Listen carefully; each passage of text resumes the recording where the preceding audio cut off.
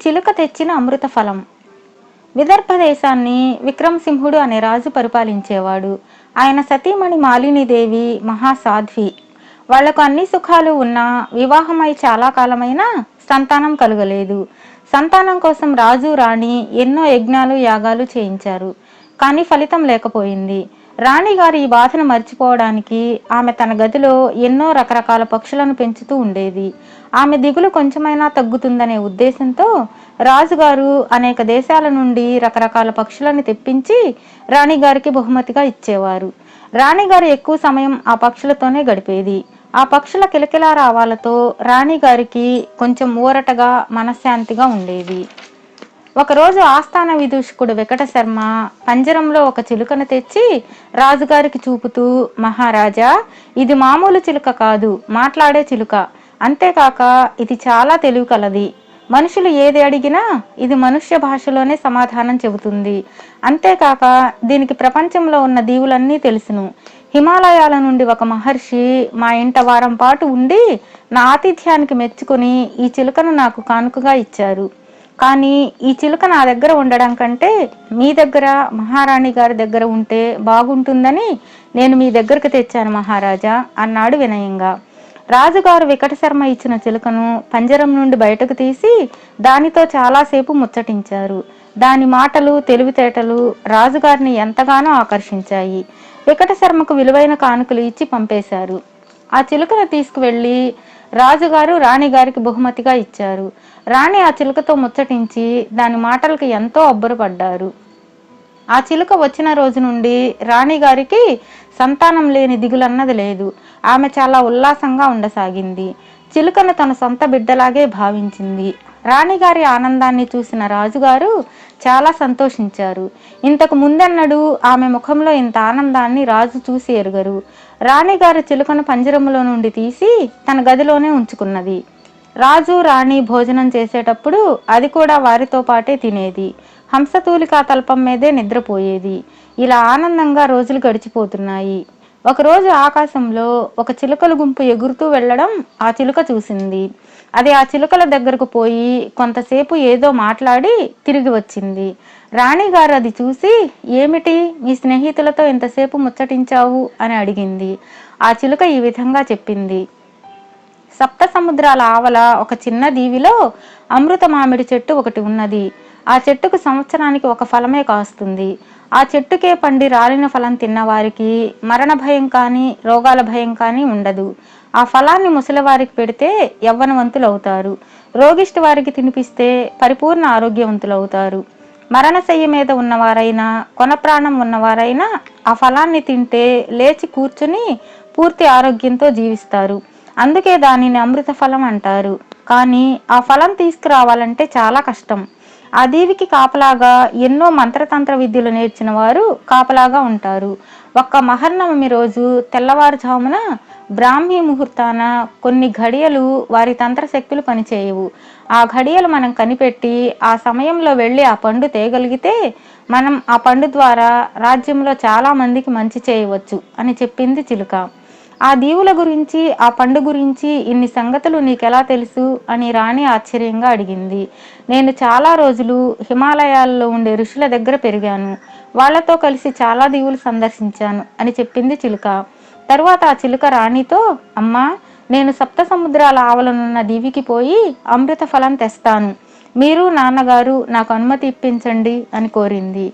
అందుకు రాణి, నువ్వొక్కదానివే అంత దూరం పోయి ఆ ఫలం తేగలవా? అయినా అన్ని రోజులు నిన్ను విడిచి మేమెలా ఉండగలం చెప్పు అన్నది రాణి కన్నీరు కారుస్తూ. అంతలో అక్కడకు వచ్చిన రాజుగారు విషయం అంతా విని, మహారాణి, నీవు మన చిలుకను గురించి తక్కువ అంచనా వేయకు. అది మహాపురుషుల సాంగత్యంలో పెరిగిన చిలుక. దానికి అన్ని సంగతులు మనకన్నా ఎక్కువగానే తెలుసు. నువ్వేమీ దాని గురించి విచారించకు. మన చిలుక అమృత ఫలం తేగలిగితే మన రాజ్యంలో అందరూ రోగ మరణ భయాలు లేకుండా ఆరోగ్యంగా ఆనందంగా ఉండగలరు. రాజ్యం సుభిక్షంగా ఉంటుంది అని రాణిగారికి ధైర్యం చెప్పి చిలుకను దీవికి వెళ్ళడానికి అనుమతి ఇచ్చారు.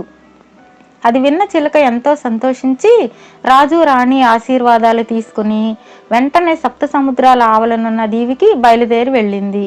అది ముందుగా బయలుదేరి వెళుతున్న చిలకల గుంపుని దాటుకొని అన్నింటికంటే ముందుగానే సప్త సముద్రాలు దాటి దీవిలోకి చేరింది. ఆ చెట్టుకు కొంచెం దూరంగా ఉన్న మరొక చెట్టు మీద వాలి మహర్నవమి రోజు రాగానే ఆ రోజున బ్రహ్మముహూర్తపు ఘడియల వేళ ఆ చిలుక అమృత ఫలాన్ని నోట కరుచుకొని రివ్వుమంటూ ఆకాశ మార్గాన ఎగిరి వెళ్ళిపోయింది. కొద్ది రోజులలోనే రాజధాని నగరానికి తిరిగి వచ్చి రాజుగారి భవనం కేసి ఎగిరిపోయి భవనంలోకి ప్రవేశించి ఆ ఫలాన్ని రాజు రాణీలకు ఇచ్చింది. ఆ చిలుక రాక కోసం ఎదురు చూస్తున్న రాజు రాణి చిలుకను చూడగానే చాలా సంతోషించారు. రాజ్యమంతా సంబరాలు జరిపారు. చిలుక సప్త సముద్రాల ఆవలనున్న అమృత ఫలం తెచ్చినట్లు రాజ్యంలో అందరికీ తెలిసిపోయింది. ప్రజలందరూ రోగిష్టి బాధల నుండి తప్పించుకోవచ్చని చాలా సంతోషించారు. ఆ ఫలాన్ని చూడగానే రాజుగారికి ఒక ఆలోచన వచ్చింది. ఆ పండు అప్పుడే తింటే అది కొందరికే ఉపయోగపడుతుంది. అలా కాక దాన్ని పెరట్లో నాటితే దాని నుండి సంవత్సరానికి ఒక ఫలం కాస్తుంది కదా, అది చాలా మందికి ఉపయోగకరంగా ఉంటుందని ఆలోచించి వెంటనే తోటమాలిని పిలిచి వారి తోటలో ఆ విత్తనాన్ని నాటించారు. అది కొద్ది రోజులకు మొలిచి మొక్కై వృక్షమై ఒక ఫలం కాసింది. ఆ ఫలం ఎప్పుడు రాలిపడుతుందా అని అందరూ ఎదురు చూస్తూ ఉన్నారు. ఇలా ఉండగా ఆ వనంలో ఒక మూల ఒక ముసలి నాగుపాము ఎన్నాళ్ళ నుండో ఉంటున్నది. అది వేటాడే శక్తి లేక, తినడానికి తిండి లేక, ముసలితనంతో కదలలేక చనిపోయే పరిస్థితిలో అక్కడే పడి ఉన్నది. ఒకనాటి రాత్రివేళ ఆ ఫలం పండి ఆ పాముకి దగ్గరలోనే పడింది.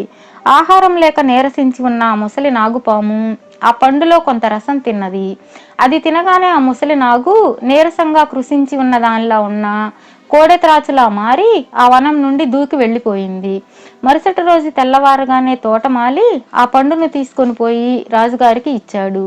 ఈ పాము సంగతి తెలియని రాజుగారు ఆ ఫలాన్ని దైవ మందిరంలో ఉంచి 2 బ్రాహ్మణులను పిలిచి పూజ చేయించి పూజా కార్యక్రమం పూర్తి కాగానే ఆ ఫలాన్ని కోసి ముందుగా బ్రాహ్మణులకు ఇచ్చారు.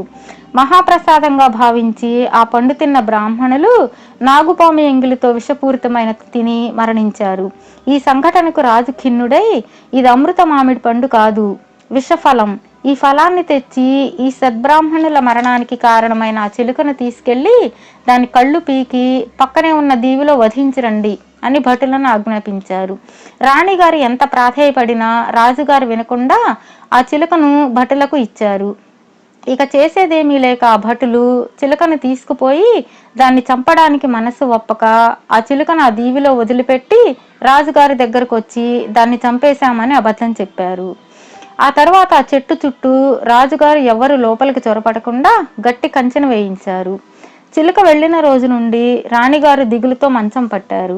ఎంతమంది వైద్యులను పిలిపించి ఎన్ని వైద్యాలు చేసినా రాణిగారి ఆరోగ్యం మెరుగుపడలేదు. ఆస్థాన వైద్యుడు రాజుగారితో, మహారాజా, రాణిగారిది మనోవ్యాధి, ఈ వ్యాధికి మందు లేదు, మేమిక ఏ వైద్యము చేయలేము అంటూ పెదవి విరిచారు. చేసేదేమీ లేక రాజుగారు కూడా దిగాలుగా ఉండిపోయారు. ఇలా ఉండగా రాజుగారి తోటమాలి రంగయ్య తల్లి కొంతకాలంగా అనారోగ్యంతో బాధపడుతున్నది.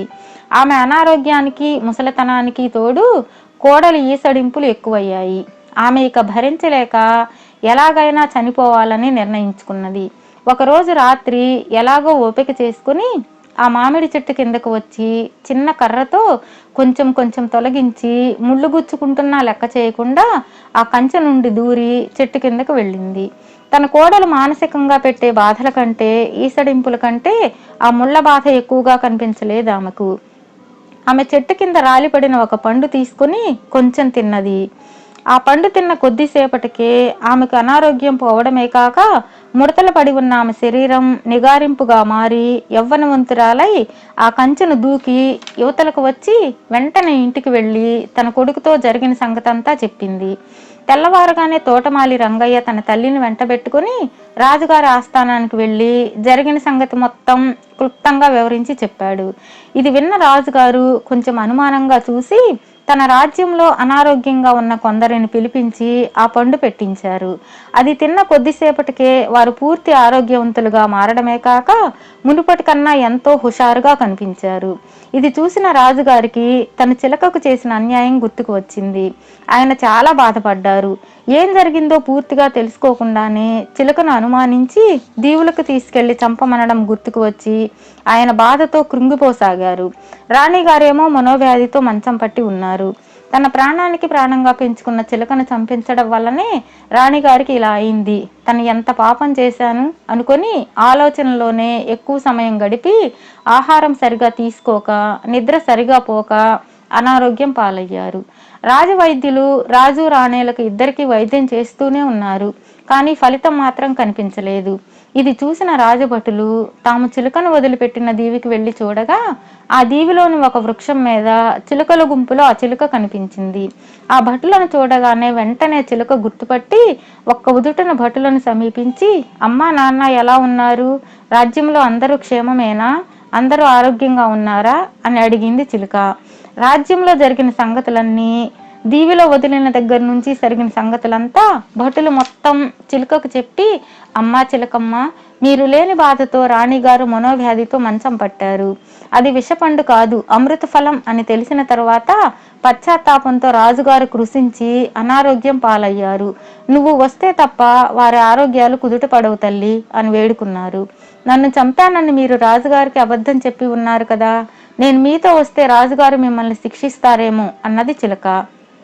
మమ్మల్ని శిక్షించినా మా ప్రాణాలు పోయినా పర్వాలేదు తల్లి, కానీ నువ్వు వెంటనే మాతో రాజధానికి వచ్చి రాజు రాణిల ఆరోగ్యం బాగు చేసి రాజ్యానికి మంచి చేయి అని ప్రాధేయపడ్డారు. వెంటనే చిలుక ఆ దీవి నుండి బయలుదేరి భటుల కంటే ముందుగానే రాజప్రాసాదానికి వెళ్ళింది. అక్కడ అనారోగ్యంతో ఏడ్చి ఏడ్చి కళ్ళు కూడా మసకవారిన రాణిగారి దీనావస్థను చూసి చలించిపోయింది. అది వెంటనే తోటలోకి పోయి ఒక అమృత ఫలం తెచ్చి దాన్ని రాజు రాణేలకు తినిపించింది. వెంటనే వాళ్ళిద్దరికీ కంటి చూపు సరిగా రావడమే కాక అనారోగ్యం తగ్గిపోయి పూర్తి ఆరోగ్యవంతులుగా మారి యవ్వనవంతులుగా తయారయ్యారు.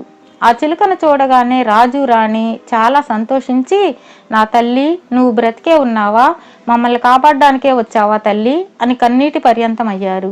వెంటనే చిలుక భటులు తనను చంపకుండా తనను దీవిలో వదిలేసి వచ్చిన సంగతి వివరంగా చెప్పి భటులు అలా చేసినందుకు వారిని క్షమించమని వేడుకున్నది. రాజుగారు సరేనని అంగీకరించారు.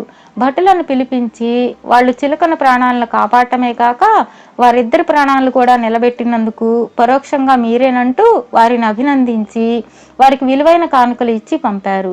ఆ తర్వాత ఆ ఫలాలతో ఎంతో మంది రోగులను బాగు చేయడమే కాక మరణశయ్య మీద ఉన్న వారికి కూడా ఆ పండు ప్రాణాలు కాపాడారు. దాంతో రాజ్యం సుభిక్షంగా తయారైపోయింది. రాజ్యానికి తమకు మంచి చేసిన ఆ చిలుకను రాజు రాణి ఎంతో ప్రేమగా కన్నబిడ్డలా చూసుకుంటూ ఎంతో కాలం ప్రజానురంజకంగా పరిపాలన చేసి హాయిగా జీవించారు.